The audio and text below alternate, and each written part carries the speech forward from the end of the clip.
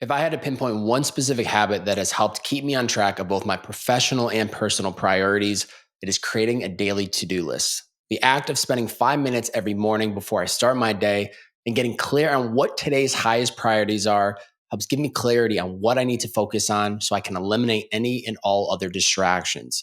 I move from one task to the next without any resistance, and it is a beautiful dance. By the end of the day, I feel accomplished, satisfied, and proud of the work that I got done that day. In today's podcast, I want to discuss the challenges we face when we don't create a list, my personal approach to creating them, the importance of a 24-hour mindset, and how to approach creating your own list. So, what does life look like without a to-do list? Not one you nor I want to live. Lack of organization. Without a to-do list, tasks may become disorganized and scattered, making it difficult to keep track of what needs to get done. Overwhelm and stress. The absence of a structured plan can lead to feeling overwhelmed by the sheer volume of tasks, causing stress and anxiety.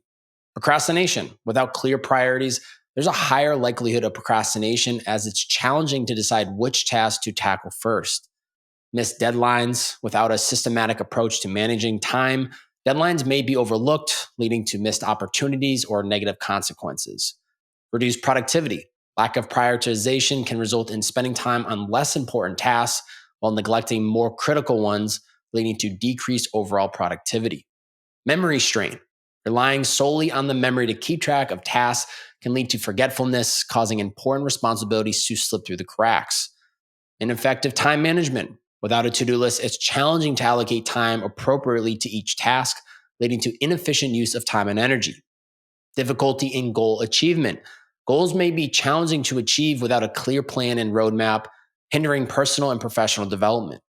Lack of accountability. Without a to-do list, it is easier to avoid taking responsibility for tasks, leading to a lack of accountability for one's actions. Strained relationships. Personal and professional relationships can be affected if commitments and promises are forgotten due to the lack of task management. Poor work-life balance. Without a to-do list, it can be challenging to separate work and personal life, leading to an imbalance that may negatively impact well-being. And lastly, missed opportunities. Failing to prioritize and plan may result in missing out on potential opportunities or failing to capitalize on existing ones. Having a to-do list helps address these issues by providing a structured framework for managing tasks, setting priorities, and achieving goals. It serves as a valuable tool for personal and professional success, promoting efficiency, organization, and a sense of control over one's responsibilities. Over the years, I have tested various approaches to managing my to-do list. However, the current system that I have in place works best for me, and I will continue using it until it no longer serves me. When I start my workday at my computer, I open up a blank Notion page to create my daily to-do list. I prefer using digital tools because it allows me to access my list from different devices and eliminates the risk of losing it.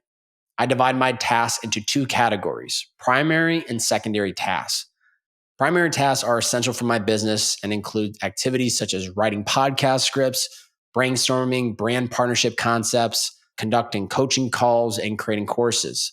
These tasks contribute significantly to my business and are usually ones I cannot or do not want to outsource. Secondary tasks are a mix of personal and professional activities. They can range from responding to emails and texts to catching up with family or friends, doing laundry, or taking the dogs for a walk. These tasks are important, but they may not be directly tied to my business. To create my daily list, I consider what is on my calendar for the day, and I arrange the tasks in order in which I plan to complete them. So, for example, today's list looks like work on this solo podcast, send out a newsletter, brand partnership post, create content with Kate, catch up on emails, call with Greg, and then dinner with Zach and Danny. I follow this list sequentially and focus solely on the task at hand without thinking about the next one until the current task is completed. During each task, I activate focus mode on my phone to minimize distractions, and I stay focused. Every 90 minutes, I take a break to stand up. During these breaks, I try my best to avoid scrolling on social media. If I think of an important task that is not a priority for the day but still needs to be done, I add it to a separate running to-do list that serves as a second brain to track and store tasks that require attention at some point. When the time is appropriate, I schedule these tasks on my calendar and include them in my respective day's to-do list. One of the most important mindsets that I've embraced is focusing on the present moment and the task at hand when creating and completing my daily to-do list. It can be overwhelming to look at the big picture and all the tasks that need to be done. However, breaking them down into smaller steps makes it much easier for me to accomplish them. Therefore, I find joy in both small and large achievements. They hold equal value to me because I believe that the process is more significant and valuable than the end results. By thinking and operating in this manner, I've consistently stayed on track and crossed off numerous items from my to-do list. This has ultimately allowed me to achieve significant goals. Two important lessons that I've learned along the way are being realistic about what I can accomplish in a day and setting a fixed start and end time for work. Being realistic about my daily goals sets me up for success. Even if there are only 7 tasks on my to-do list for that day, I feel fulfilled when I check off each of them, knowing that I feel accomplished because I set out for everything and I intended to do and I got them done. If I were to make that longer list, hoping to accomplish more, I would end up feeling like the day was a failure because of all of the unfinished tasks. Establishing a fixed start and end time for work creates a sense of urgency, which helps me stay productive. Without this structure, I would lack the motivation to complete tasks in a timely manner, resulting in procrastination. Creating a to-do list is a personal process, and there are several decisions that you can make to tailor it to your preference and needs. Here are some key decisions to consider when you're creating your own to-do list. Number 1 is paper or digital. Decide whether you prefer a traditional paper to-do list or a digital one using apps or software. Some people find the act of physically writing things down helpful, while others appreciate the convenience of digital tools. Number 2 is choice of tool or app. If you do opt in for a digital to-do list, choose a tool or an app that aligns with your preferences. There are various options available, such as Todoist, Trello, Microsoft To Do, simple note-taking apps, or Notion like I use. Number 3, task categorization. Decide how you want to categorize your tasks. You might organize them by project, priority, due date, or urgency. This helps in creating a clear structure for your to-do list. Number 4, daily, weekly, or monthly planning. Determine the time frame for your to-do list. Some people prefer daily lists to stay focused, while others plan their tasks for the entire week or month. Choose a time frame that suits your workflow. Number 5, prioritization method. Choose a method for prioritizing tasks. This can include using a numbering system, color coding, or symbols to indicate the importance or urgency of each task. Number 6, time blocking. Decide whether you want to incorporate time blocks into your to-do list. This involves allocating specific blocks of time to different tasks, helping you manage your time more effectively. Number 7, flexibility and adaptability. Consider how flexible you want your to-do list to be. It's important to be adaptable to unexpected changes, so leave room for adjustments and additions as needed. Number 8, regular review. Decide on a regular review schedule. Set aside time daily or weekly to review and update your to-do list, ensuring that it remains relevant and aligned with your goals. Number 9, incorporating personal and professional tasks. Determine whether you want to do a combination of personal and professional tasks on the same to-do list, or do you want to keep them separate?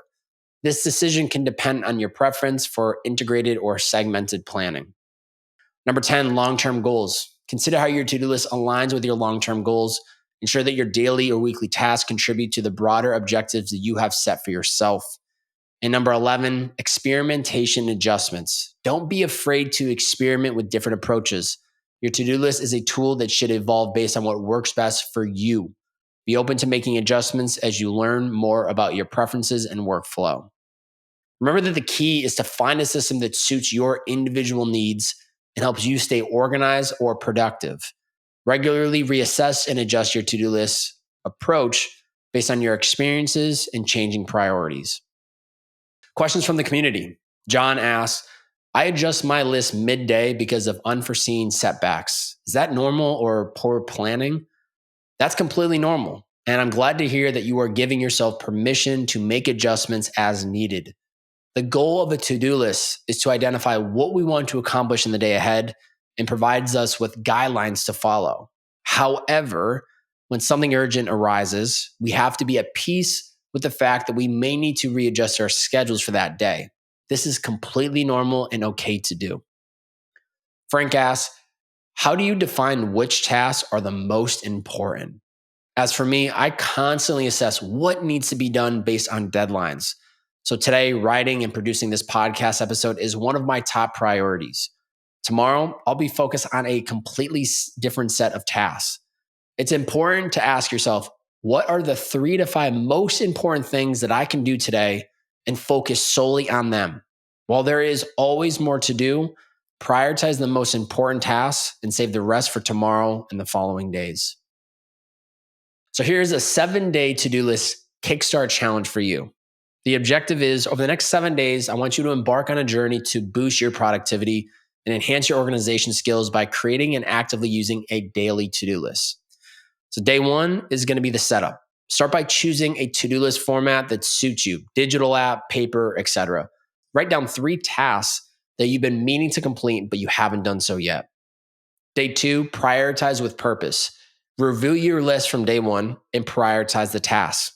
Identify the most important one and mark it as your priority for the day. Add 2 more tasks that need attention. Day 3, time management challenge. Assign estimated times for each task on your list. Use time blocking techniques to allocate specific time slots for your tasks throughout the day. Day 4, break it down.